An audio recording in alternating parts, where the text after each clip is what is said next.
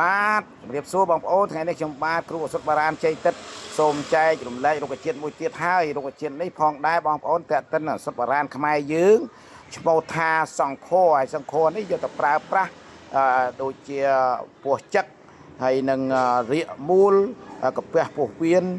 លាកពោះវៀនជាដើមបងប្អូនណាហើយដើម្បីកុំឲ្យខាតពេលវេលាយូរសូមបងប្អូនទស្សនាវីដេអូរបស់ខ្ញុំបាទដូចតទៅថាតើមានប្រយោជន៍អ្វីខ្លះសម្រាប់រុក្ខជាតិសង្ខនេះដូច្នេះបងប្អូនអញ្ជើញទៅទស្សនាក្នុងវីដេអូរបស់ខ្ញុំបាទដូចតទៅសូមអញ្ជើញបងប្អូនបាទបងប្អូនណាថ្ងៃនេះខ្ញុំបាទគ្រូអសុតបារានជ័យទឹកសូមចែករំលែករុក្ខជាតិមួយទៀតឲ្យបងប្អូនពេលខ្ញុំដើរនៅភ្នំចត្រៈគឺនៅជើងភ្នំហ្នឹងឃើញរុក្ខជាតិនេះបងប្អូនណាហើយខ្ញុំចែករំលែកបងប្អូនដើម្បីឲ្យមានសុខភាពល្អបងប្អូនហើយបងប្អូនមើលលក្ខណៈរុក្ខជាតិនេះបងប្អូនណាឈ្មោះថាសង្ខនេះផងដែររៀងដូចតែ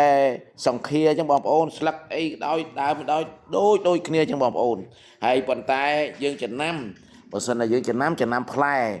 សង្ខផ្លែវាមូលបងប្អូនណាដល់សង្ឃាផ្លែវារៀងវែងជាងគ្នាខុសតែប៉ុណ្្នឹងទេបងប្អូនតែស្លឹកអីហ្នឹងដូចគ្នាតែម្ដងហើយតេតិននឹងអសុតបារានខ្មែរយើងក៏ជំងឺបោះស្បូនបងប្អូនណាហើយនឹង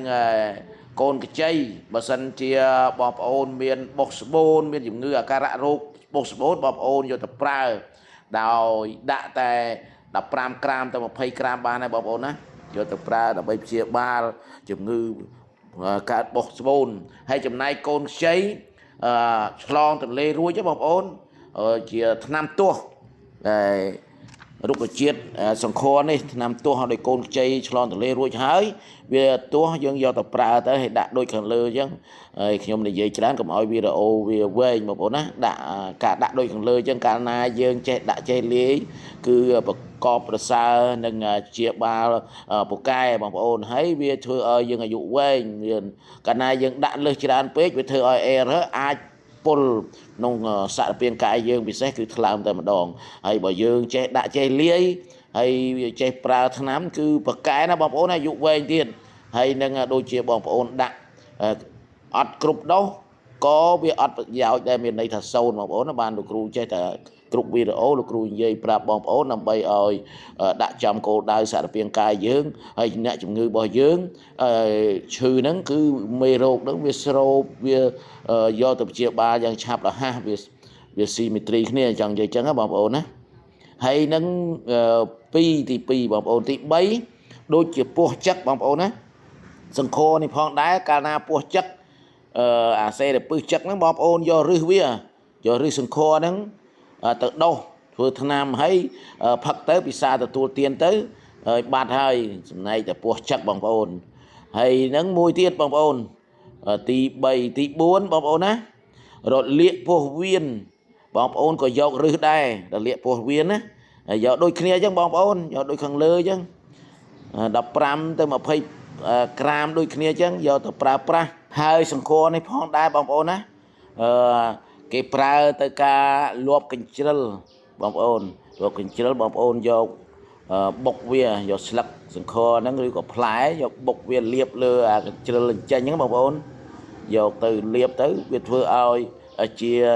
កញ្ជ្រិលលាប់ហ្នឹងហើយអត់ស្វាយអញ្ចឹងដែរបងប្អូនបុកវាយកទៅលាបលើអាស្លាកដែលចេញពីខ្លួនហ្នឹងទៅធ្វើឲ្យជាសះស្បើយយ៉ាងឆាប់រហ័សរុក្ខជាតិនេះបងប្អូនណាដុះច្រើនកន្លែងណាសម្បូរដុះណានៅខ្មែរកម្ពុជាយើងហ្នឹងនៅជាចង្កេះត្បូកនៅកែងស្រែនៅកន្លែងទូលវាលរៀបអីចឹងណាបងប្អូននៅកន្លែងដីកញ្ចោលសង្ខហ្នឹងដុះលឿនណាហើយដុះច្រើនតែម្ដងបងប្អូន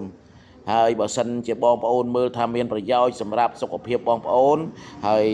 លោកគ្រូចែកជាធម៌ទាននេះបងប្អូនជួយចុច like ចុច share ចុច subscribe ឲ្យលោកគ្រូបានដាក់មួយផងបងប្អូនថ្ងៃក្រោយលោកគ្រូដើររកថ្នាំអសុតបារាន